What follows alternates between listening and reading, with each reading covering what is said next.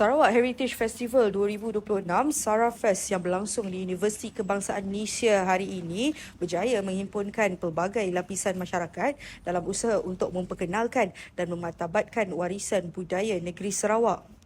Festival yang berlangsung di panggung seni UKM ini telah dirasmikan oleh Timbalan Menteri Belia dan Sukan Malaysia YB Tuan Moldi Anak Bimol.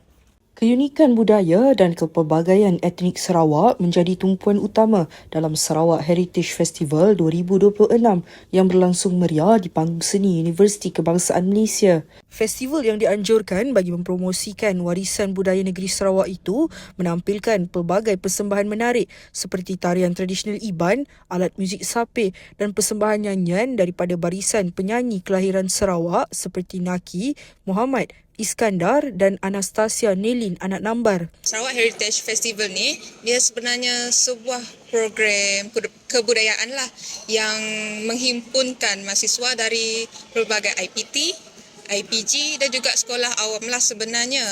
Tujuan program ni sebenarnya untuk meraihkan dan menonjolkan kepelbagaian budaya di Sarawak. Majlis perasmian telah disempurnakan oleh Timbalan Menteri Belia dan Sukan Malaysia YB Tuan Moldi Anak Bimol yang menegaskan kepentingan generasi muda dalam memelihara dan meneruskan legasi budaya negara.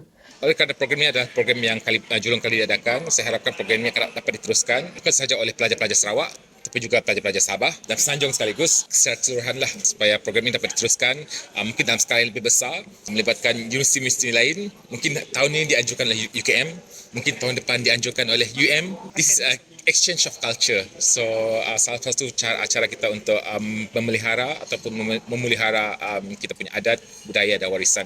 Ya. Menurut beliau, program seumpama ini bukan sahaja menjadi platform memperkenalkan budaya Sarawak kepada masyarakat Semenanjung, malah mampu mengukuhkan perpaduan dalam kalangan rakyat Malaysia yang berbilang kaum dan budaya.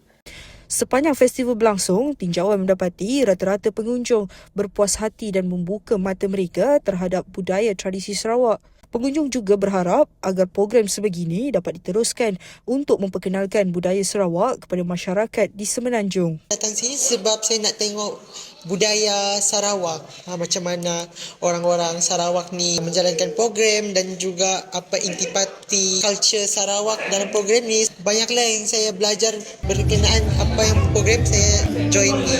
Memang saya harapkan bahawasanya festival ini akan ada setiap sahabat tahun sebab program ini dapat membentuk kita dan mendedahkan kepada kita tentang apa sebenarnya budaya-budaya yang ada dekat sini. Jadi impak dan implikasi dia sangat banyak dan sangat banyak untuk kita. Saya harap mereka dapat banyakkan lagi lah aktiviti berkaitan dengan Sarawak, berkaitan dengan budaya di sana. Penganjuran festival ini juga dilihat sebagai medium bagi meningkatkan kesedaran masyarakat terhadap kepentingan memelihara warisan budaya dalam era globalisasi. Saya kira itu sahaja yang dapat saya bawakan bagi Sarafest 2026 ini. Sehingga kita berjumpa lagi, saya Akila Nadira bersama juru kamera Izhan Zaidi untuk Nadi Bangi.